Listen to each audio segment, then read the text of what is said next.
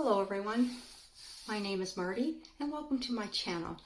Today I am very happy to tell you about an open collaboration that I am participating in for the month of August.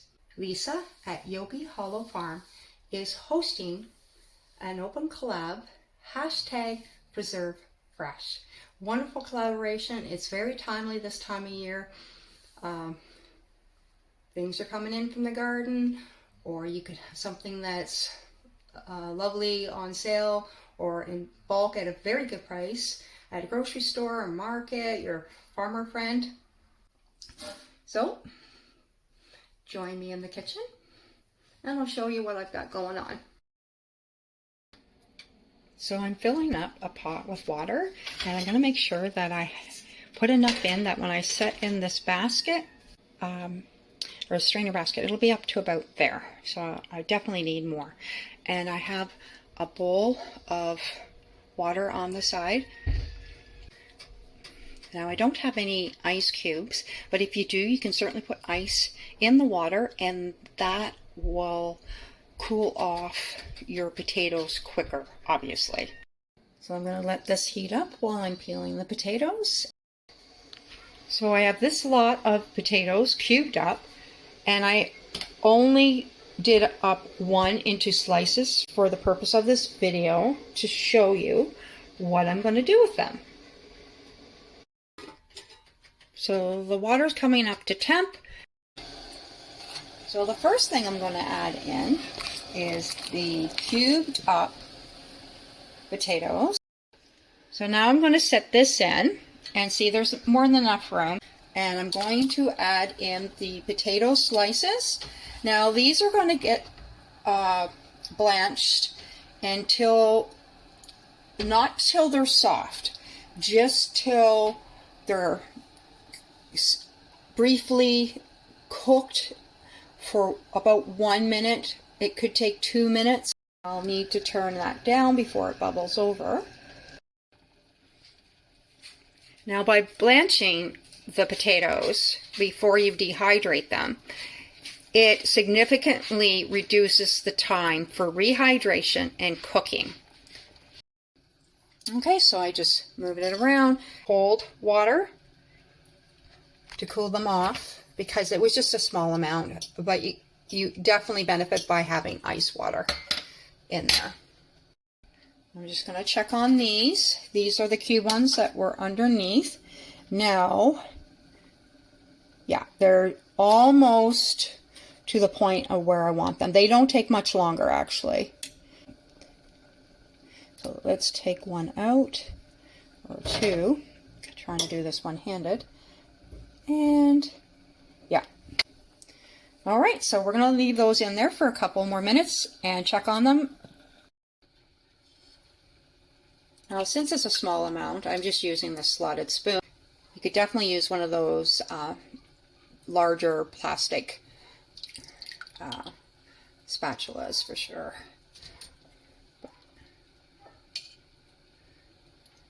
There you go. Just shake off the excess.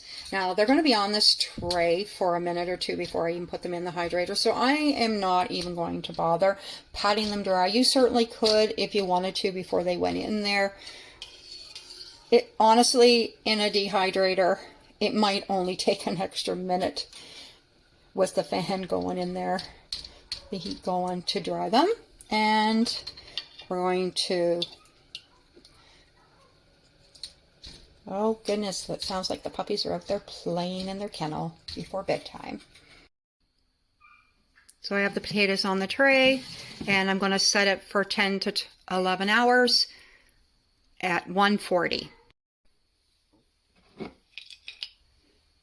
And the dehydrated potatoes can be stored in a jar, just like this. And they look pretty on your shelf. They do take up a bit of room, but they sure are handy. So I've drained the cubed up potatoes, and I'm going to mash them up. Mash them completely. Now I have 2 bags of mashed potatoes with all the air squished out, ready for the freezer. joined by this bag of cube, which I'll, like I said, use in a stew or something. But this here makes a great topper for shepherd's pie mixed with eggs, or a biscuit recipe thrown in it. It's amazing. We also keep these in the freezer because we like to make potato pancakes, and you can grab a pack of these. They defrost very quickly in water. Mix it with egg, some spices, and they cook up amazing. You can also do the same things that I just did with the white potatoes and showed you with sweet potatoes. And it's actually the sweet potatoes that started me cooking them and mashing them up and put them in the freezer if, you know, they were softer or leftover from dinner, or slicing them up and dehydrating them.